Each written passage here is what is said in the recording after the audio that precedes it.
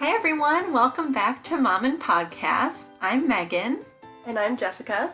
And we are so excited to be back today. We had a really fun launch week with you guys. Thank you so much for all of the support.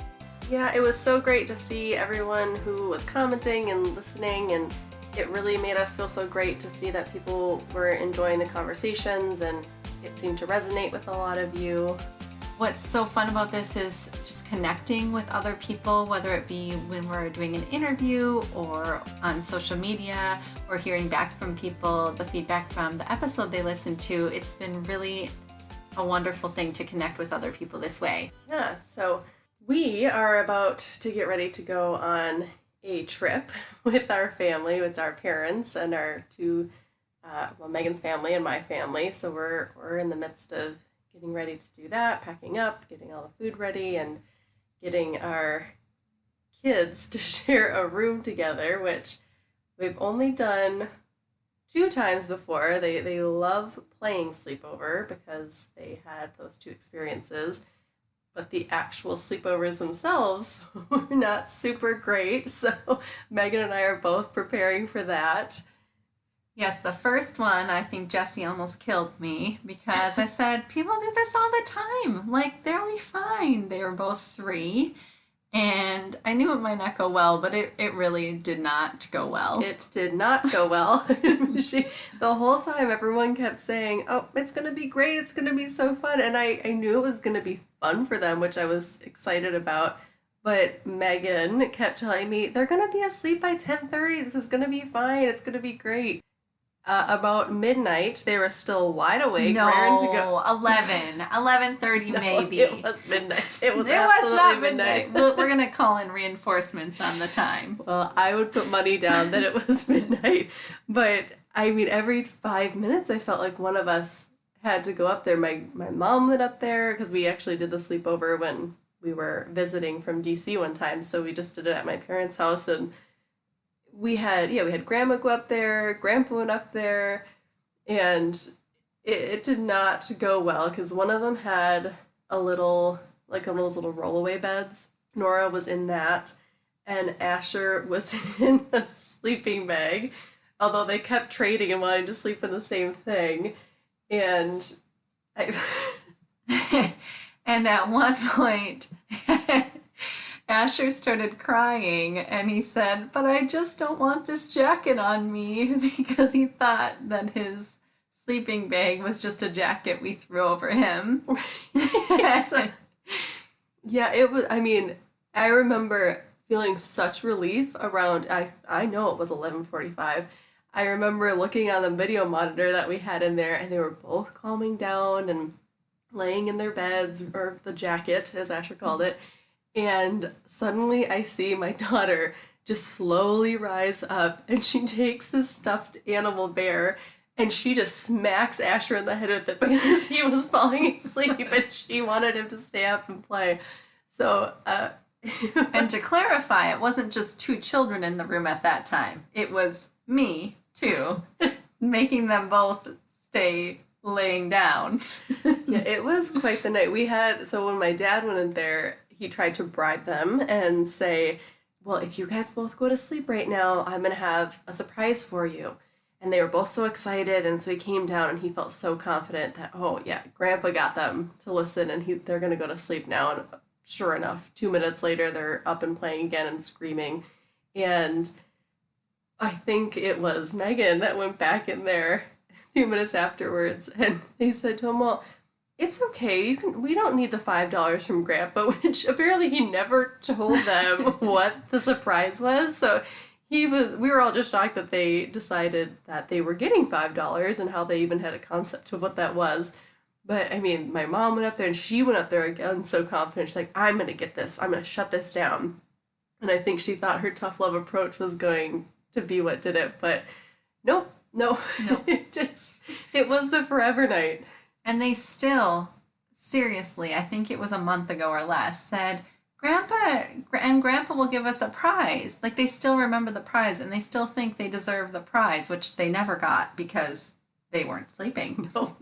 No, oh my gosh. The funny thing is there were tears, there was laughter, there was mayhem, But they loved it. They loved every second of it. Whereas I remember thinking this is why I felt like it was not going to work. But it is such a funny memory, so it's totally worth it. But they're about to have 3 nights in the same room together, and I'm sure they're thrilled.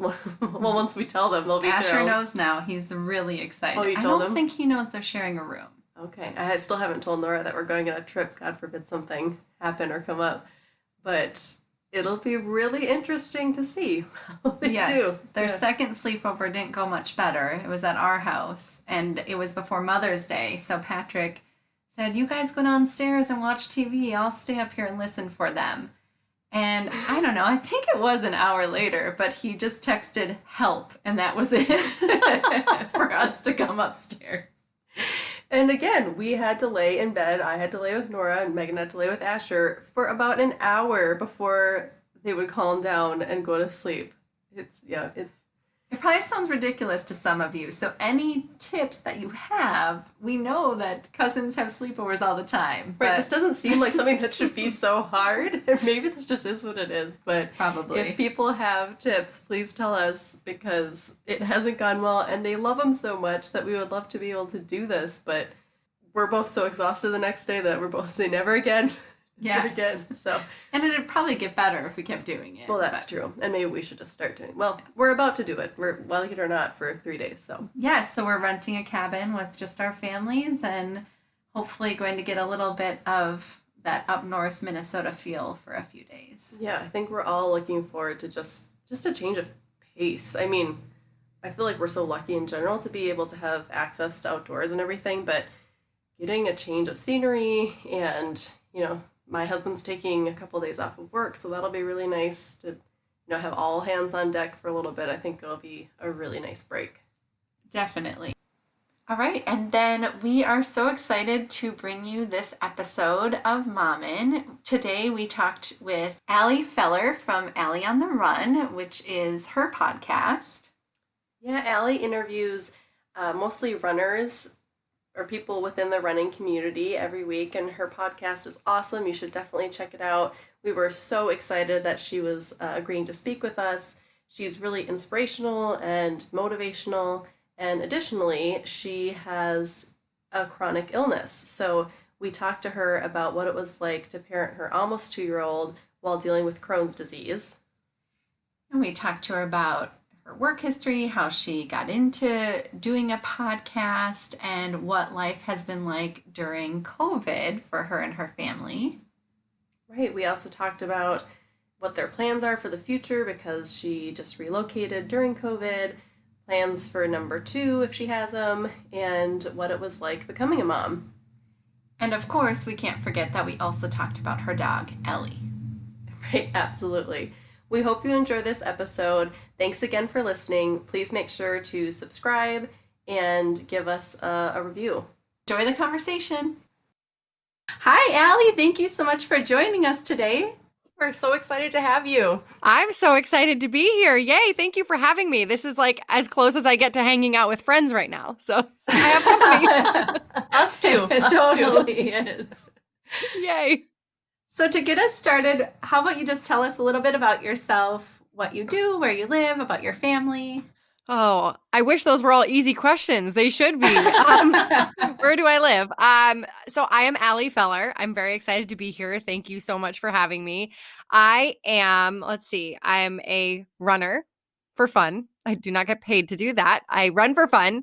I am a freelance writer, though my real main job right now is I am the host of the Ellie on the Run show podcast. I'm definitely still not used to saying that first. I still say I'm a freelance writer, which is still true. I am a writer, but I definitely do less of that now and all in on the podcast. But a lot of people, like my parents, don't tell their friends that I'm a podcast host because then they have to explain what's a podcast, and I don't think they know how to explain it. So I am getting better at saying it.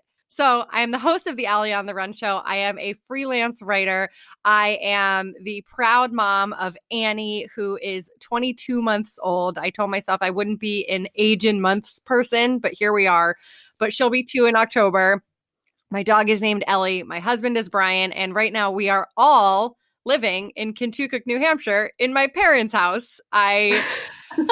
the pandemic has done weird things. So It really has. yeah, but before that, I spent more than 10 years living in New York City and then just outside New York City in Weehawken, New Jersey, which was our most recent residence. And we just moved everything out of that apartment, but haven't actually moved it in anywhere. So it's all waiting for its new home in a storage unit. And hopefully over the next few months, we figure out what our next move will be. So see, you asked a simple question. And I gave a 90-minute answer. So just brace yourselves for more of that. That's perfect. Oh, I totally hear you. I am living with my family, with my parents right now. It's done weird things. Yeah, it's funny. My mom always used to say she wasn't a dog person, which fine, makes me love her less, but that's okay. And then we got Ellie, our dog, and now suddenly my mom is like buying her Christmas presents and like preparing her food. And now we live here basically. And my mom, of course, is Ellie's favorite. She runs up to her first. She wiggles her butt hardest for her. And my mom spoils her rotten. And so it's pretty good, though. Recently, Ellie's been shedding a lot. And I noticed my mom has been keeping their bedroom door closed. And I think it's because she doesn't want dog hair in like one room of the house. And I respect it. But at the same time, I'm like, Mom, let her go wherever she wants. She's beautiful. We'll see. And I love that she didn't say it. She just shut the door. Yeah. And she hasn't said anything yet, but I'm like, I sense it. But also, I'm very careful now about which battles to pick. And I know that if she wants a clean bedroom, I should let her have that. But also, when my husband and I went down to move our stuff out a couple weekends ago, we left Annie, our daughter, and Ellie, the dog, here. And I asked my mom, I'm like, oh, where did Ellie sleep? Because normally Ellie is either in bed with us or we have a bed in the bedroom with us. And my mom brought the doggy bed into their bedroom so she didn't have to sleep alone. She wouldn't let her in the bed, but she brought her bed in. So, these are things that we mothers do. Yes. And then grandmothers, we care about our families. That's so sweet, I love though. that. Oh, that's awesome. So how long have you been living with them? Well, I like to put living in quotation marks. Can I say living? I say staying. I say we're staying with my parents. We came up like the second week of March. It was it was only a couple days before shelter in place and all of that when I was very, I think, in denial about what COVID was going to look like. I was in the camp of like, it'll be 2 weeks and everyone will listen and we will all wear masks and it'll pass quickly because we all follow the rules. But there were no rules, as we know. And my husband was like, I think we should get out of here for a little while and like ride this out somewhere else, which of course ended up for, everyone that fled the city was kind of controversial. And I didn't know that. And then I was very self-conscious about it and I didn't want to leave. And so, it was tough. It was tough having, I think, differing opinions about what to do. And I haven't heard anyone talking about that. I'm like, oh, everyone's on the same page these days. Like everyone agrees with their spouse about how to handle the pandemic.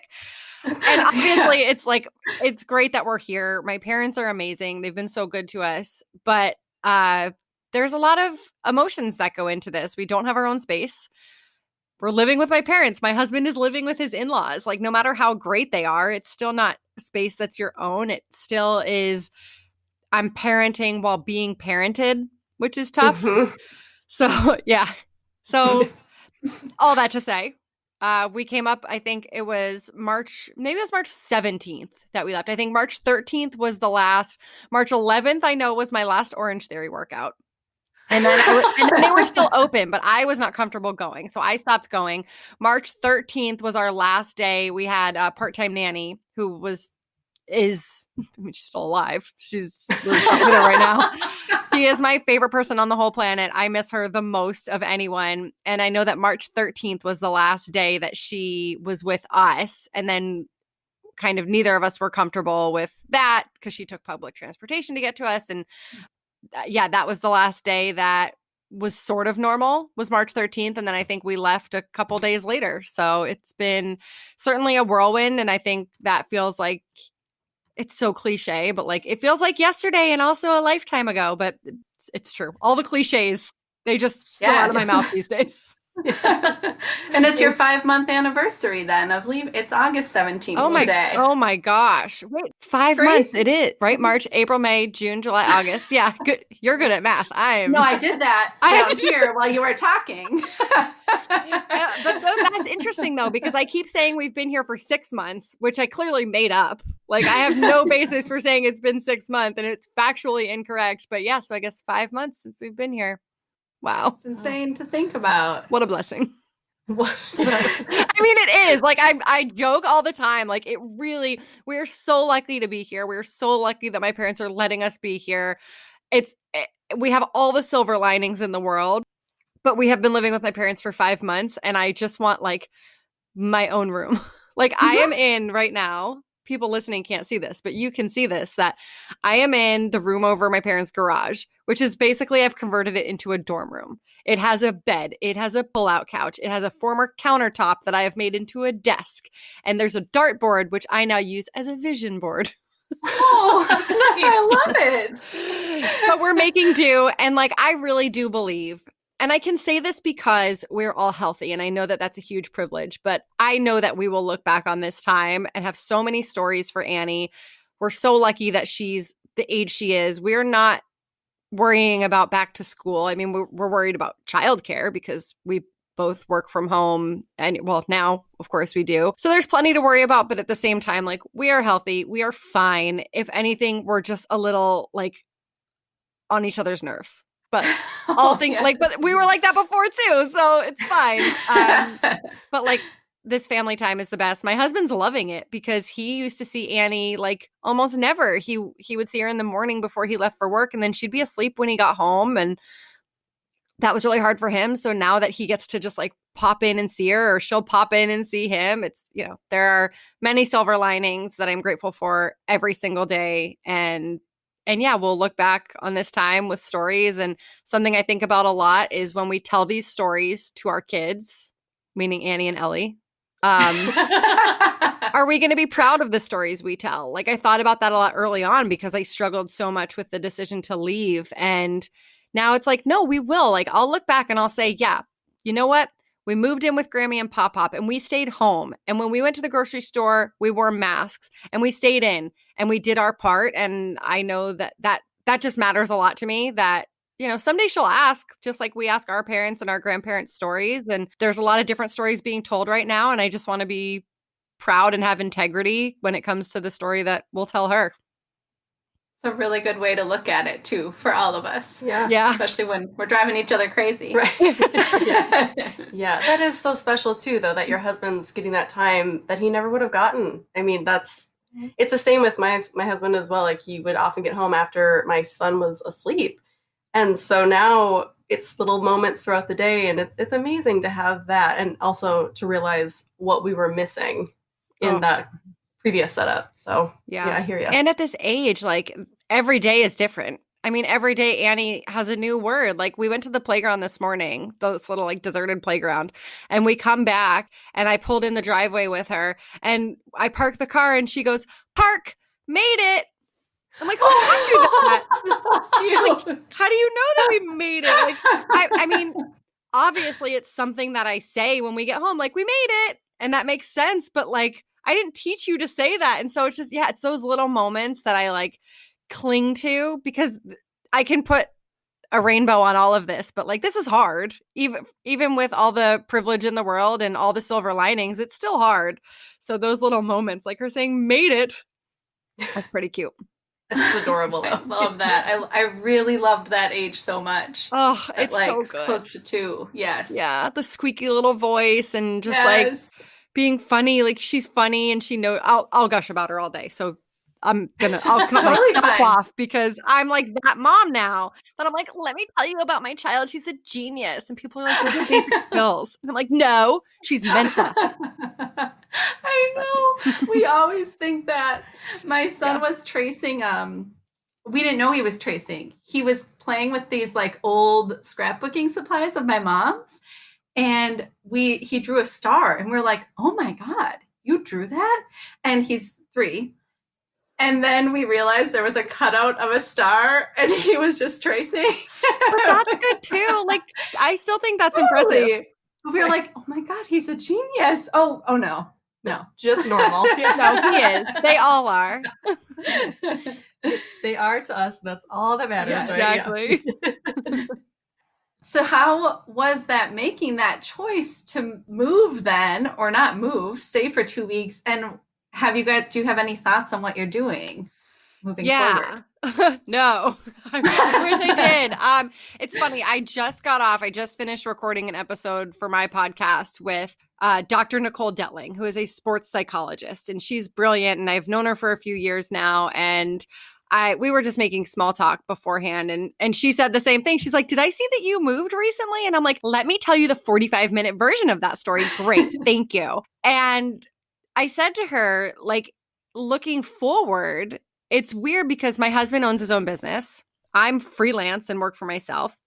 So in theory, we can go anywhere that we want.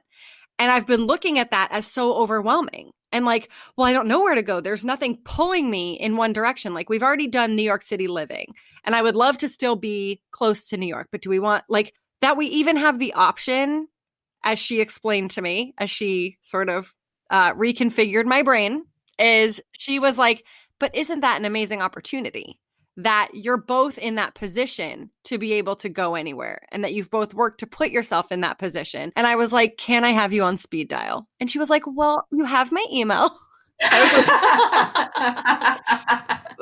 But I mean, and she's right. Like, it is such a huge opportunity. Just in the thick of it feels overwhelming because I am such an overthinker. And when we left, it wasn't we're leaving.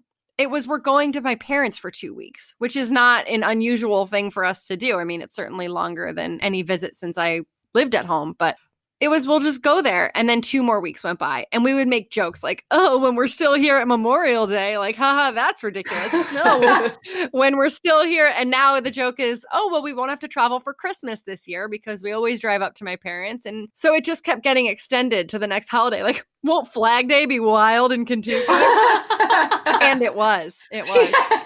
But it just kept getting extended. And finally it did get to a point where, and I didn't want to have this conversation, but my husband was like, we need to move out of the apartment, because that apartment was not cheap. That was our dream apartment, or at least it was my dream apartment. It had, as soon as we left New York City, we wanted to be close, and we were as close as you could get. We were on the water, on the Hudson River in New Jersey, with these beautiful views of Manhattan, in a 3-bedroom apartment, which to most people is probably like, that's it. But to people who are city livers, like, a 3-bedroom is like, that's a grown-up thing to do. And it's not cheap, right? Like, we worked really hard to be able to live in that apartment. And so to me, and there were the emotions. Like, that's where we brought our baby home. That's where I was pregnant, and we took my little weekly belly photos, and everyone was like, I get it, but like, your home is where your family is. Your home is this. And I think for me, it was knowing that we don't know what's next. If we were moving out and we had bought a house to move into, if we had moved out, but we were renting a different apartment, it's just, instead we're in this in-between phase, which I've gotten better at. I don't love the in-between, but now it's just like, it's just normal, I guess. But yeah, it was my husband who was like, we're losing so much money every month by not living there. And we're on that lease for another year. And it was, well, in the fall, is there going to be a second wave? Like, all these questions that no one has answers to. And to be in an apartment right now, it's not what would be best for our family. And so, yeah, on paper, it was an easy decision. But I don't make decisions on paper. I make them emotionally. So it was, I think, easier for my husband and hard for me. And yeah, finally I was just like, rip the Band-Aid off and let yourself be sad for a little bit and get some closure and on to the next chapter of our lives. And you know what? No one's moving to that area right now. So if we decide we want to go back in November, I bet our unit is still vacant. So maybe we can get a sweet deal. Maybe I shouldn't have taken the wallpaper down, but we've reevaluated a lot of things, and again, it's a blessing to be able to do that. It's a blessing. Who am I? Like, when did I start talking like that? COVID is like making me say I'm like live, laugh, love or something. So yeah, it wasn't easy. It wasn't easy for either of us. I think my husband is much better at making the smart on paper decisions. I like to cry about it for a couple years and then come around. So that's a reasonable amount of time. Yeah, but I haven't cried about it in a while. I'm, it was sad. It was our there were so many memories in that apartment. I loved every day living there. And that was a chapter in our lives that we were super lucky to have. And on to the next chapter. I like to joke that, like, what if the next chapter is chapter 11 because bankruptcy? Thank you for laughing. No one ever laughs at that joke. So, I mean, let's hope not. But no, yes. I'm hoping it's only a 10 chapter book. I don't want to get to that one. But I will say it's better now having that closure. When we weren't sure what to do, and then when we had said we were going to break the lease but hadn't moved out, I didn't like that phase either. So at least this one, it's like, okay, we're here and we figure it out. And it's kind of like parenting. We figure it out. Right. By the seat of your pants. So that's what I do. Yeah, exactly. Yeah. I always think that indecision is way worse than the actual decision you have to make. It's just that paralyzing in between feels so much worse. So even if you don't like what you have to decide on, but it's making the choice feels better. Yeah, that's such a good point. And it is hard. I feel like when you make it, like we left the apartment that we had my son in and I was pregnant in, but we were choosing that. Right. It was still hard, but it was an exciting change and choice. And it's so much harder. Yeah. I also feel like because of the circumstances, like, okay, horrible reference, but that famous clip from Keeping Up with the Kardashians when, like, Kim like lost her earring in the ocean or something. Oh, she lost her earring in the ocean with Chris Humphries, yes. Yeah, and then her mom and Courtney comes out and she's like, Kim, there's people that are dying. Oh, yeah. I think about that all the time. Like, whenever I'm like, oh, but my apartment. It's like, but actually, there are people that are dying. And like, right. And my therapist will say, like, yes, but that doesn't invalidate your feelings. But it also does help me get a little bit of perspective when I need it sometimes. And, I'm human and I'm sad about an apartment, but I also know that it is not the worst thing in the world and that I'm very lucky. I like to put disclaimers on my emotions, which apparently is not what you're supposed to do, but. Oh, I do that too. Yeah. Never knew that wasn't healthy. Feel your feelings. Feel them all. There's like asterisks in my whole life. Yeah. Oh, same. So one of the things that we wanted to talk to you about is that you are a parent living with a chronic illness. Can you talk to us a little bit about what that illness is and how it impacts your life as a parent, your everyday, or the background, how you found out about having Crohn's disease, just an overall history of Ellie and Crohn's? Yeah, it's a long history. So I'll give you the abridged version. Well, I'll do my best. I always say that. I was diagnosed when I was 7. And Crohn's disease is an inflammatory bowel disease, which basically means that my intestines and my colon get super inflamed and angry. And that results in me running for the bathroom at a moment's notice. And it's painful and there's cramping and there's all kinds of other factors and side effects or just ways the disease manifests, like fevers and fatigue and joint pain. But my biggest symptom is the running for the bathroom and the unpredictability and all the anxiety around that. So I think the good thing is I was diagnosed when I was 7, which people are always like, oh, but wasn't that so hard? And I'm like, no, because it was my parents' job to manage my disease, not mine. Like, I got an intro to Crohn's by my parents figuring it out. And I think for people who are diagnosed in their 20s and 30s, which is very common, that I think seems harder. That's like you're trying to do so much. And I don't know. I think that I'm actually lucky that I've had this my whole life because it's also what I've always known. I don't remember much before I was 7. Like, I don't remember my 5th birthday party. Care Bear theme? No, that was younger. But Barbie theme. Fashion show. Okay. Wow. Love to see pictures of that one.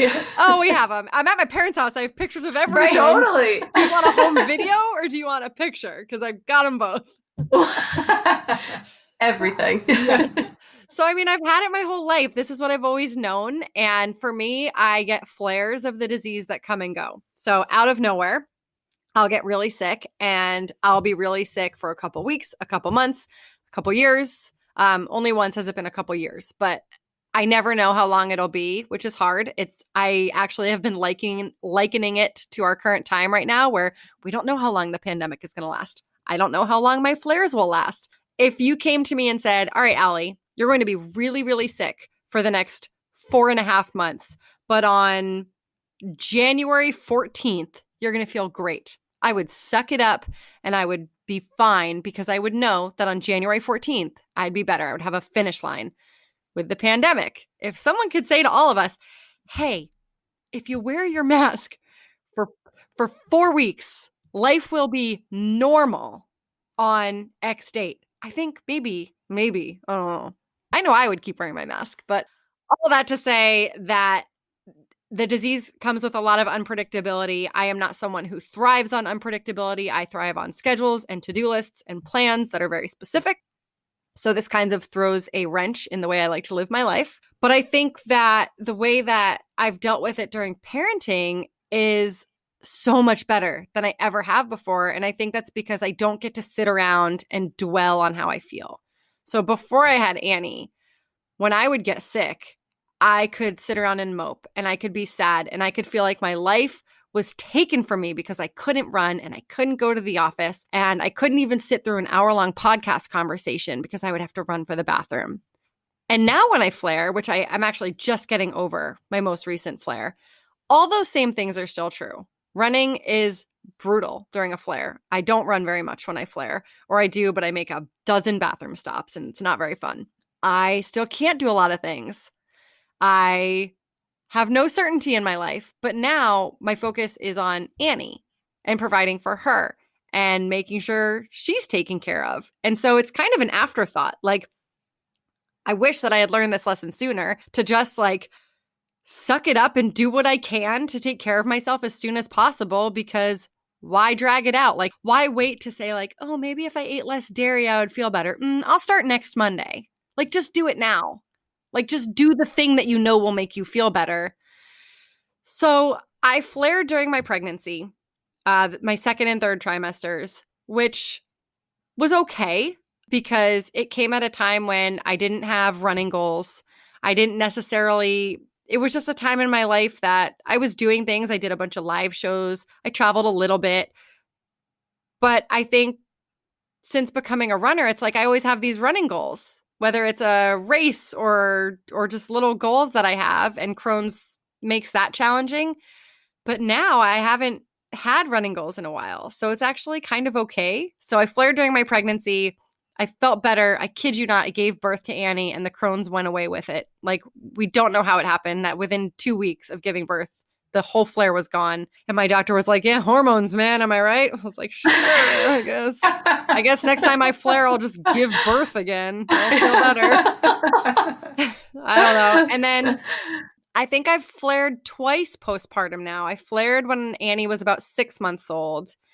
And then I've been flaring for the past couple months. And this past couple months, I handled it great, which I attribute to the fact that I'm in New Hampshire.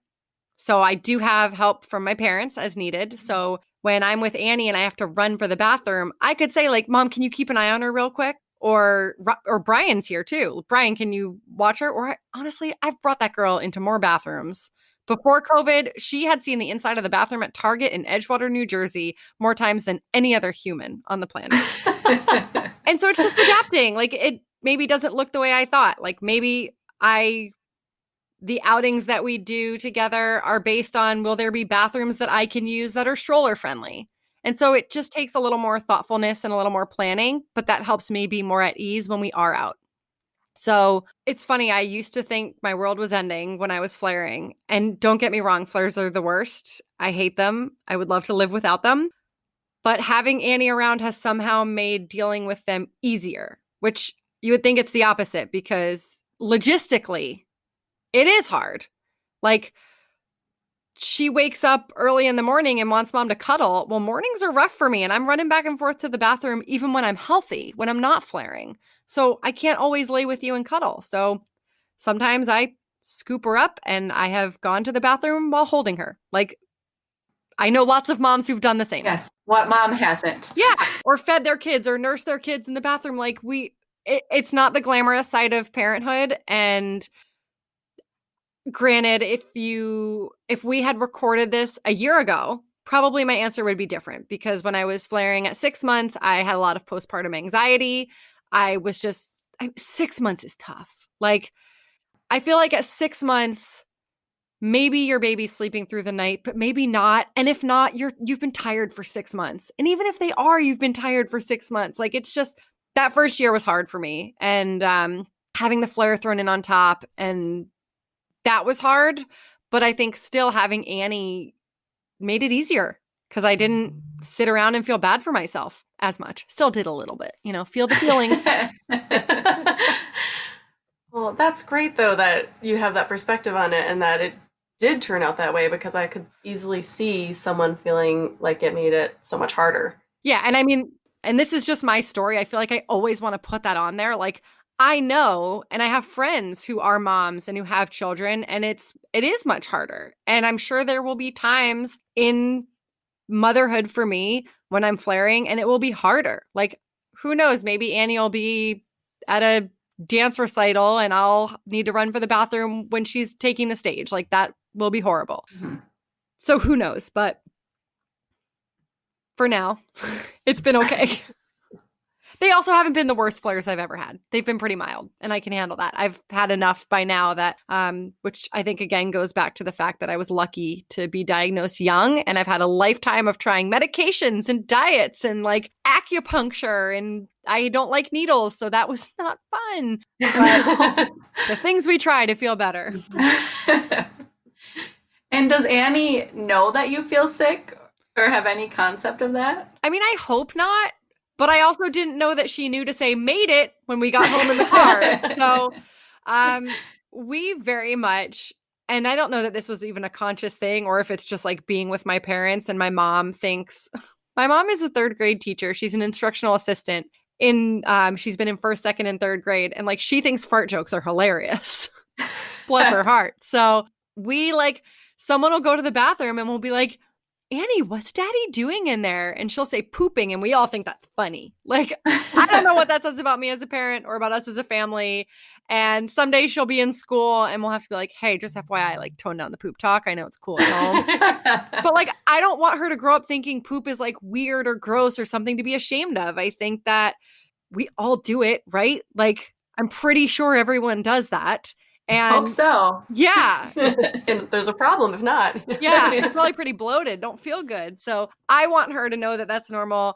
I did have, I remember sharing something on social media when, I don't remember if it was when I was flaring when I was pregnant, or I think it was when she was like 6 months old. And I was just, anytime we were out together, I was hauling that stroller into the handicap stall, which I also feel guilty about, because handicap stall, like, is there a stroller stall? Where do I go? And we were in so many bathrooms. And I remember posting, like, I feel so bad that Annie has seen the inside of so many bathrooms. And I got so many comments from people who were like, I grew up and my mom had Crohn's, colitis, MS, whatever it was. And saying they always saw their mom as being so strong in spite of that. And that was such like oh, I can change the narrative on this. Like, she doesn't have to see me as poor mom who's sick. She gets to see me as badass mom. Am I allowed to swear? Yes, absolutely. She gets to see me as tough mom who runs half marathons in spite of having a chronic illness. So that was really helpful for me, was hearing from people who had moms who were sick and saw them as stronger. Like, that's pretty cool, I think.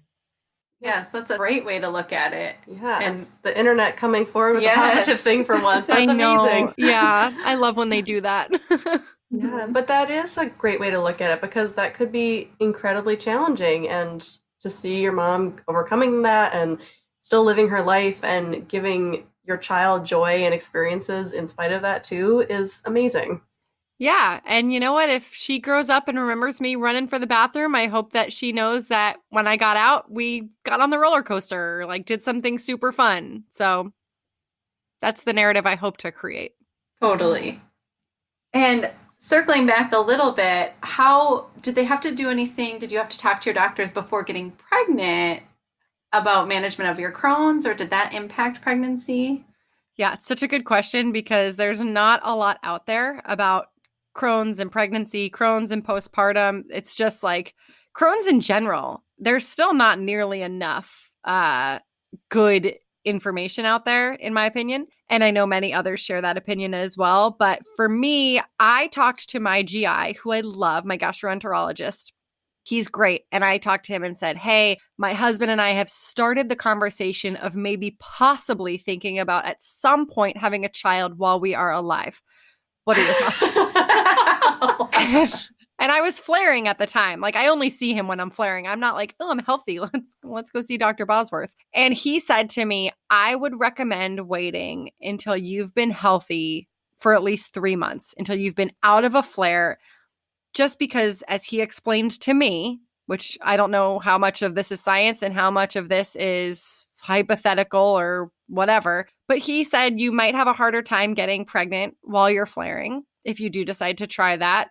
Just because when you're flaring, like your body's under a lot of distress. It's pretty traumatic on the body. I get anemic when I'm flaring. I'm in pain. I'm uncomfortable. Like, not gonna lie, I'm not trying to have a baby when I'm flaring. Like no one wants that. It's like very much like do not enter situation. And so I was like, okay. And then I had started feeling better and I had gotten out of that flare and I had been healthy for a little while. And I got pregnant at some point. I don't know the exact amount of time between when I was sick, but I think it was a couple months, but it wasn't like okay, I have been not flaring for exactly 90 days. Let's go.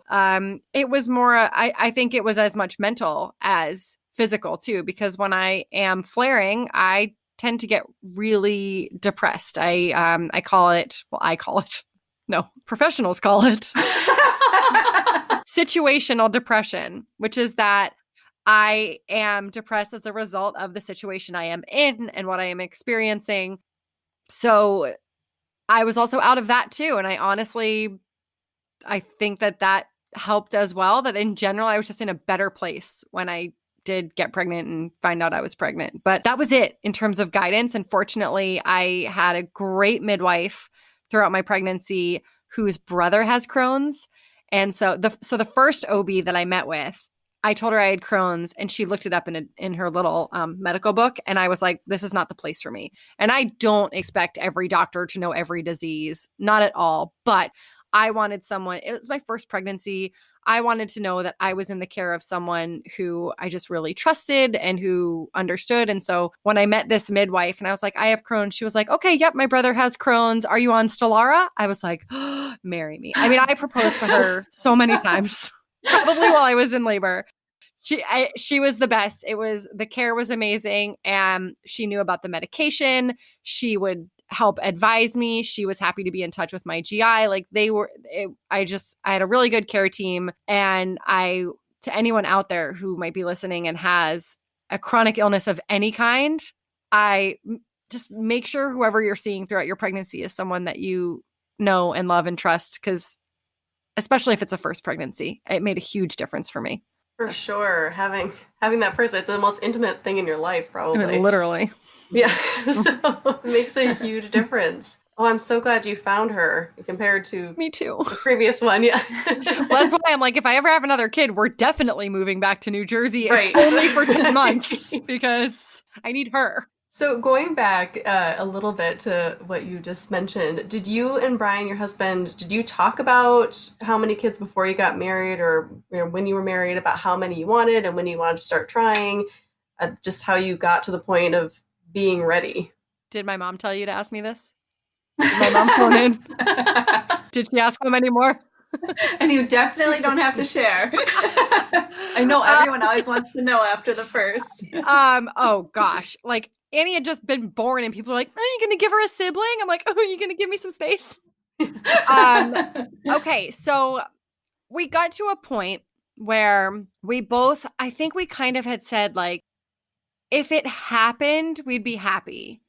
But like we weren't trying. And I know that people say that. And so like, I have no problem saying like what that meant for us, which is that I was no longer on birth control, but we weren't like charting things. So we weren't saying like, I'm ovulating, so now it's time. Like we were living our lives and I was not on birth control. Also, Brian was traveling a ton at the time. So even if we had tried to do that, I would have been like, plan your business trip around this day. So when I say that Annie was like a bit of a surprise, well, we weren't using birth control, so it wasn't that surprising, but at the same time, we weren't specifically planning for it. But I do remember there being a day when I thought that I might be pregnant, and then I got my period, and I obviously wasn't. And I remember telling Brian that, and we were both sad.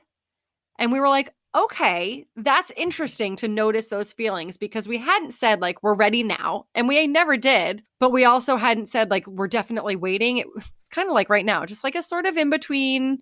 But then when we both felt sad, it was kind of like, okay, so if this happened, we'd be happy. And that was kind of reassuring to me because I mean, you both know, like, well, I'm assuming I make this assumption about people that we never would have been ready. If we said, let's wait until we're ready, we would still not have a child. Like, yes, totally. Yep. So, 100%. yeah. So it was a huge, like, I don't want to say a relief, but that when I did find out I was pregnant, we were both so excited, terrified, but so excited. And so that's what worked out for us. We've had the conversation about how many kids we want. As recent as I think this weekend, we kind of talked about it, which is I always assumed I wanted 2 kids. Brian is one of 2 kids, a boy and a girl. I'm one of 2 kids, a boy and a girl. And so I always liked the idea of 2 kids. I didn't care if it was a boy and a girl, I didn't care about the sex, but I always thought, yeah, I like the idea of a family of 4 humans and a dog. Like that to me is I like that. And I still do. I love the idea of Annie having a sibling. And it terrifies me. I will say this has been on my mind a lot lately because I have a lot of friends who we were all pregnant at the same time and had kids around the same time, not in like a pregnancy pact kind of way, just in like a life way, like we're all around the same age, same sort of timelines. And so they are all pregnant again. Like they're ready and they're like, they're going for it. And I'm like, I live at my parents' house. So now is not only not the time, like people say like, oh yeah, might not be the time to bring a kid home. I'm like, might not be the time to make a kid. Like, Forget about bringing the kid home. What am I just like, hold on, honey, let me just hide the family photos that are everywhere. Like that's hot. A child in bed. Yeah. Oh, so there's that.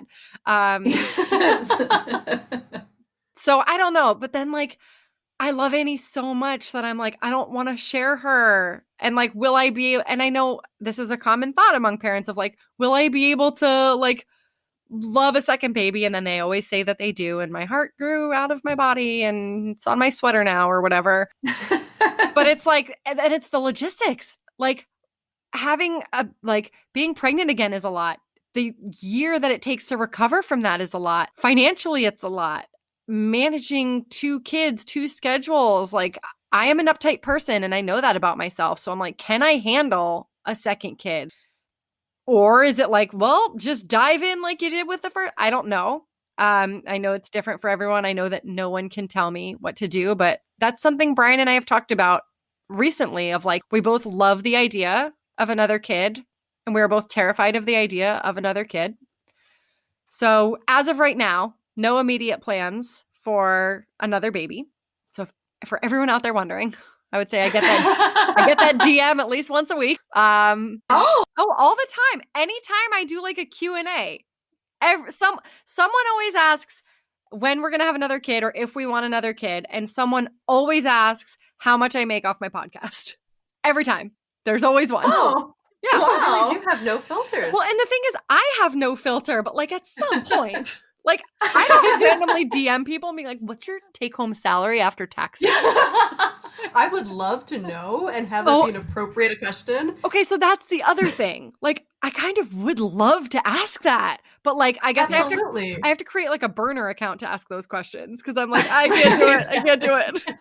So No, it's a step too far. It is. It's something we all wonder about, but it's just too much. Yeah. I think it's also like, and I don't know, but I feel like too, because it's my podcast and it's just me. So it's just like, these are my rates. Like, these are the rates that I set and I charge. And I like, if it were just, here's my salary on a job, like if I were an accountant, you can Google an accountant's salary for the most Totally. part. I know it'll be a range. I know it depends. Like, to all the accountants listening, don't yell at me, but just saying, for like a well-known job in a well-known industry, you can usually go on Glassdoor and figure it out. Whereas I think I'm a little more protective of that question because, and I love the idea of normalizing the money conversation, but I don't know, like, this is my thing that I like created and I put a number on and decided this is what I'm worth today.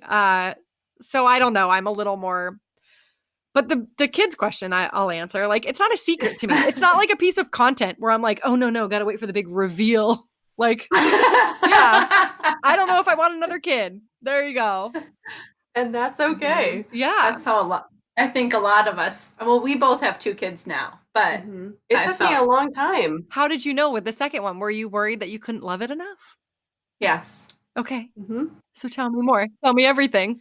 I'm the interviewer I'm more now. complicated. So I adopted my second child, which I talk about in an episode, but so I felt a little more urgency because of that. I felt like we might not be able to have a second kid because we're genetic carriers, and then we weren't sure how we were going to. So it was like all of a sudden, like, we better. And then when we were almost ready to adopt, like we were almost cleared, I was like, our life is so easy right now. He's easy all of a sudden. And how are we going to do this? And then I don't know how Jessie knew. She did it the typical way. You birthed both of hers. Yes. It took me a while. My daughter had just turned 2, was just a little bit after 2 before I felt ready. I had some postpartum depression and anxiety, and I talked about that a little bit in the previous episode as well. But it was overwhelming for me to think about doing that again. And I was depressed during pregnancy because I was sick. It gave me a small bit of insight into what it must be like to have a chronic illness, the teeniest little sliver. And I thought, well, if I'm not sick during pregnancy again, I'm going to be depriving my daughter of me for 9 months. And then there's going to be another human. And quite honestly, I remember my husband and I were sitting down eating Thai takeout, watching The Blacklist. And I was like, I'm ready. Let's start trying. Pause the TV. I remember I told him to pause. I was like, I need to tell you something. And he was like, he's very even keeled. And he was like, oh, okay. And he was like, I don't know if, like, are we totally there? And he was the one that had been ready. I was like, no, now we're doing it. Literally right now. Yeah, like, I think I'm ovulating. Let's go. It wasn't Blacklist on in the background. Raymond Reddington. Yeah, but it worked out, and yeah, it's been great. But there's a fear. There's a total fear of the second child. Yeah, and that's the same thing. I'm like, she's finally easy. Like, it's never easy, right? But I'm like, she's easier, and I'm not like a scared new mom. I mean, I still think I'm a new mom, but like, I'm not terrified every second of the day anymore. I don't know. Yeah. Stay tuned. And for you, we'll wait for that big reveal. Yeah. So for you, thinking about that too, does anxiety bring on a flare, or does it contribute, do you think? Good question. Or do you know, more likely? I wish we had the answer. So my whole life, my mom has been the one that's like, stress brings on your flares, stress brings on your flares. And I was like, that's not a thing. Like, there's no such thing as the mind-body connection, because I was like 14 and I was a jerk. Now I'm like 100% stress brings on flares. If you look at when I have flared, it's during every major life change. It is moving away to college, studying abroad, graduating and starting my first job, getting promoted at my first job. What were the other big ones? I mean, the biggest one was when I got promoted. That was like the 2-year flare. I was just so stressed all the time. And then pregnancy and postpartum and global pandemic. So you're saying like the most ideal times to have a flare is when your body does. Exactly. The happiest times in your life seems to be a pattern. And as much as that sucks, I literally went into this pandemic saying I'm probably going to flare. Like, despite all my best efforts, despite any amount of therapy. Like, I still carry some amount of stress, as many of us do. And I am not not a scientist. I'm not a doctor. I am certified in nothing.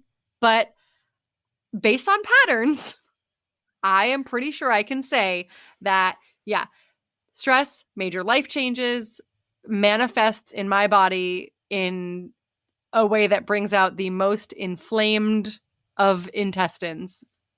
So the good thing is I saw this one coming from a mile away. Right.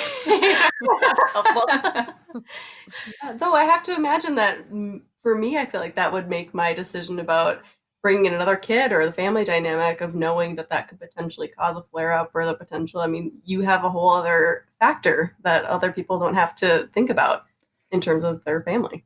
Yeah, I guess I don't even look at it that way though. Like, there are ways in life that I look at things of like, what could go wrong? Or like, ooh, what's the bad? Like, I look at a roller coaster and I'm like, what if it crashes? What if I'm on it when it malfunctions? But I don't not do things in life because I might get sick, with the exception of marathon training. I love the marathon distance. I love the training for a marathon. But the last couple times I have tried to train for a marathon, I have flared. And so that's the one thing that to me is not worth it. That I'm like, do I really need to try to run a marathon? Or am I at a point where I can say my body does not do well with really high mileage or whatever? I mean, who knows? I don't know. But that is the only thing I can say I've looked at and said, not ready to try. And jicama. I love jicama. Have you ever had jicama? It's my favorite food. Yes. It's so good. It's my favorite food. You can get it at Trader Joe's already in the little sticks. It's so great. But every time that I go all in and I eat a lot of jicama, I flare. Oh, no. And it was, when was it? It was when Annie was 6 months old, because we would go to Trader Joe's all the time. That was like our outing because it was so easy. And I would buy jicama and I would eat the whole thing of jicama because it's so good. And it's a vegetable. It's like basically healthy. And then I flared, and Brian was like, the day I brought it home, he looks in the fridge, he goes, did you buy jicama? And I was like, no. And then it was gone because I ate it. And then I kept doing that. And he was like, you're going to get sick. And I was like, it's a vegetable. And then I got sick. And so maybe it's a coincidence, but I am convinced that jicama makes me sick. And so I'm not currently eating jicama, which is so sad for me. That makes sense. It's the perfect food. It's like, it's crunchy. It's the perfect texture. It's cold. It is perfect. Perfect food, except that it ravages my insides. Right. Except for that. That one drawback. Right. But if it weren't for that. Yeah. I love that he noticed that. That cracks me up. Oh, yeah. He's great. Noticing my jicama. I tried to be sneaky. I like put it behind everything else. And he's like, Allison, he's like, what are you doing? Like, you know better. And I was like, I forgot. I didn't forget. I went for it. It's the only risk I take in life. I don't take any risks ever. I am very risk averse. But I took a risk. I ate all the jicama. And yeah, my bad. And then my intestines started bleeding. Right. It's so worth it. Yeah. It's never good when the husband's right. Oh, I know. No. Did any of your Crohn's or flaring, or the fact that you noticed big changes causing those flares, did that lead you down this path to a little bit of a shift in your career? Or how did that occur? Maybe it wasn't related. No, yes and no. It depends on how I'm recalling the memory, which is weird.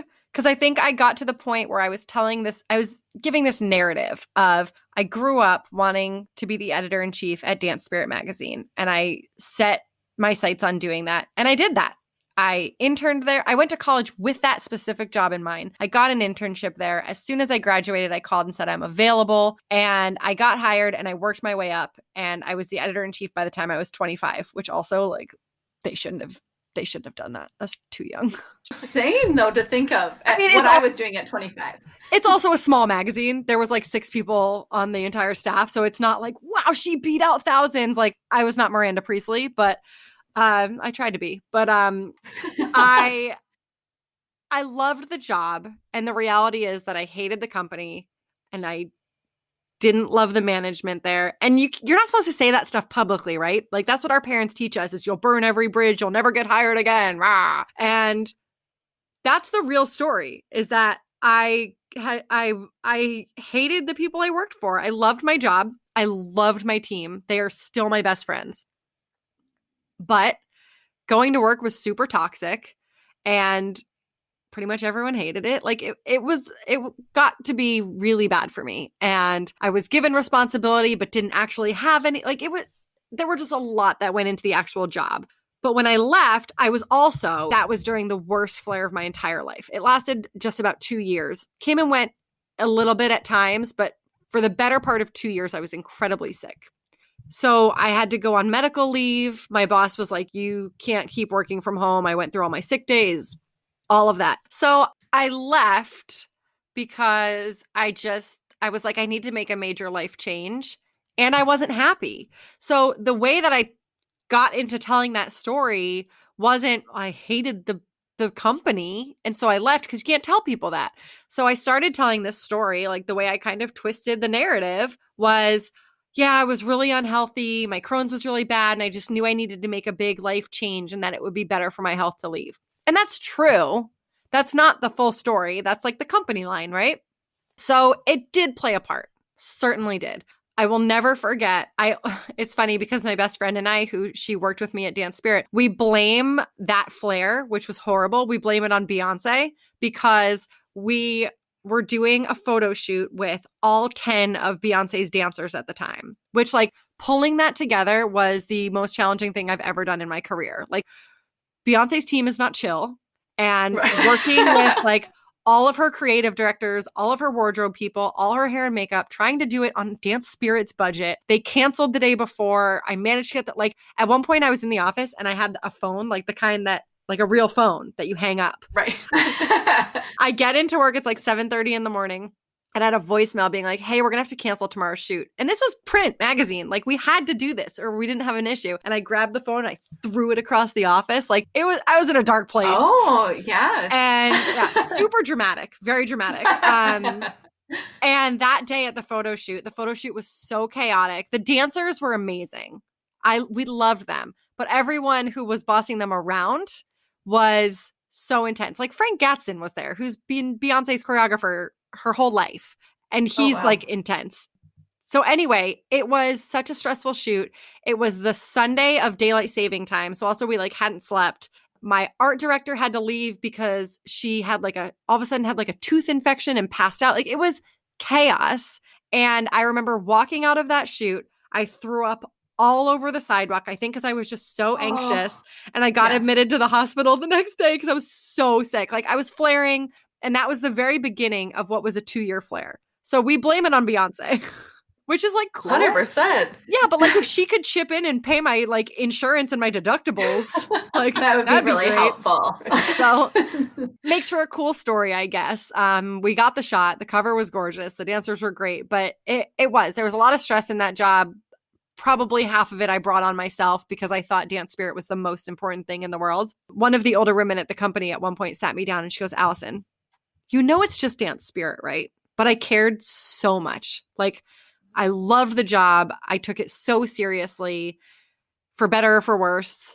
And so yeah, it did factor in. And when I left, I worked for Jackrabbit, which is a local running store. Now it's nationwide, but at the time it was still a local running store. I worked there for about 8 months, which I knew that was just my like transitional job. I didn't like it, but I got to run a lot and didn't take that seriously at all, to be honest. Probably wasn't very good at that job because I didn't care enough.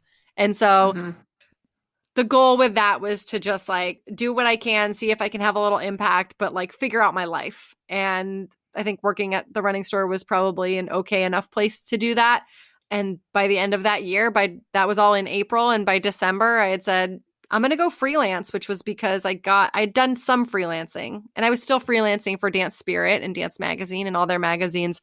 But when I left, my dream was always to write for Self Magazine. It was my favorite magazine at the time because I'd gotten into health and fitness, and I got an email from an editor there asking if I wanted to write a freelance piece for them, like out of the blue.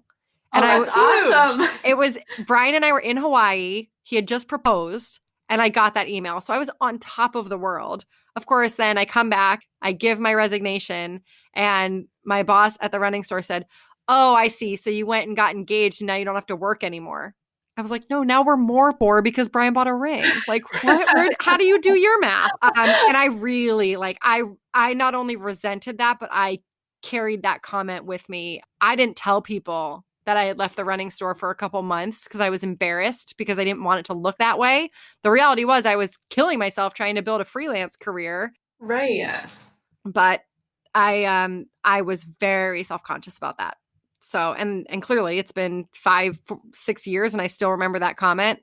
So, yeah. But what a thing to say to someone too. Again, presumptuous of people that I never realized people were so comfortable. Oh yeah, he was not a great boss. He's no longer there. Shocking. Yeah.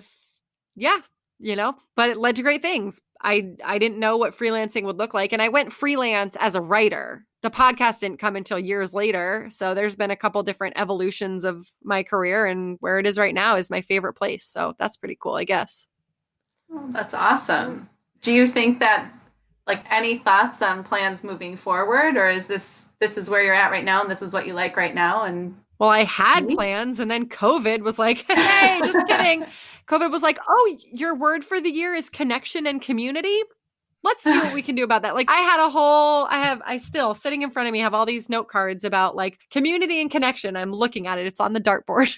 My list that I made back in January. I had all these plans for live events, and I wanted to do a big, like, day-long summit for women runners working in, aspects of motherhood and women's issues and just like all kinds, just different ways I wanted to bring people together. That's what I really care about right now, is having conversations and bringing people together. And I think loneliness is a really horrible way to feel. And I think in all of our lives at some point it's inevitable. I will tell you that right now I am super lonely. I am never alone in this house, and I'm super lonely. And I miss just like talking to a girlfriend in person. And so that's, all that to say, I don't want people to ever feel alone.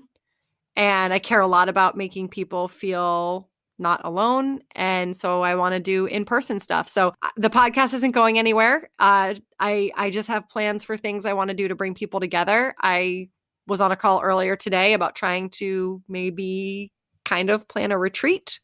Oh, that's awesome. So I have dreams, I have plans, I have goals. We'll see. Yes. Yeah. Post-COVID. Yes. Great things to come, I'm sure. Yeah. Just want to hug everyone. Yeah. I know. Just see someone. Yeah. What is a goal that you have for your family? I know you guys are in a huge transition phase and there is a lot of unknown, but what's a goal that you have, even if it's as simple as we want Annie to start putting her blocks away at night, or if it's a trip that you want to take after COVID's over, something that you have to look forward to, or just something you want to implement? Yeah. The first thing that comes to mind for me is I want us to set up a home that's our own. I don't know when that will be, and I'm not rushing it, but I don't know what's next for us.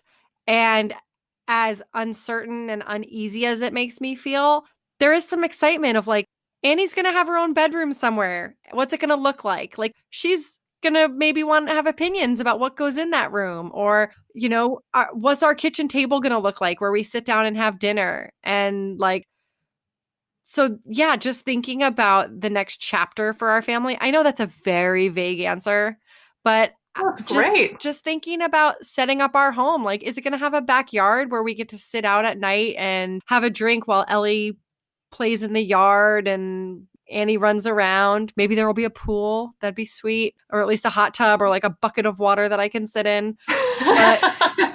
But that's all. I'm looking forward to creating a space and a home for our family. So if you have one, we'd love to move in. If you know of any vacant lots that we can camp in. And in what state would that? No, wherever. That's a great goal, though, because it's just having a base, having a place for your family where you, like you said, your family is, I know people say that, but having a physical home to go to is also helpful. Yeah. For sure. And any good tips or products or anything you've been using with Annie right now? Any mom tricks? Okay, well, for all the runners out there, the Thule Urban Glide 2 is the jogging stroller that we have. And while I am not qualified to give advice, I will say that it is the same jogging stroller that Shalane Flanagan just got. So just throwing it out there that we have the same jogging stroller. So if you don't want to take my word for it, take hers. But I mean, getting to share running with Annie is like so special. She doesn't like to be in the stroller for too long. So what I'll do is I'll go out for like 5 miles and then I'll come back, put her in the stroller and do like 2 more with her. And that's like the perfect amount for her. So if anyone needs a stroller recommendation, we are loving that jogging stroller. And then in terms of like tips and advice, I would just say don't take them from me and trust your gut. If I had actually trusted my gut, I could have saved myself so many anxiety attacks. Like I had the answers.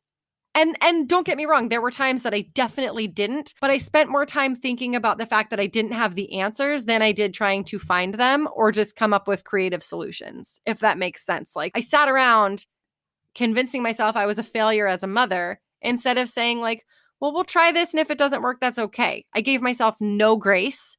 And so, I mean, that's my only advice to any new parents or all parents. I can't speak beyond 22 months old, but give yourself grace. Like, forget what you see on Instagram, because I followed a woman on Instagram who has 4 kids and always looks gorgeous and is always done. And her kids look perfectly well behaved. And she talks about how she's like, a mom who owns her own business and blah, blah, blah. And then it took my friend telling me like, well, she has 2 full-time nannies and a full-time housekeeper. And I was like, that bitch.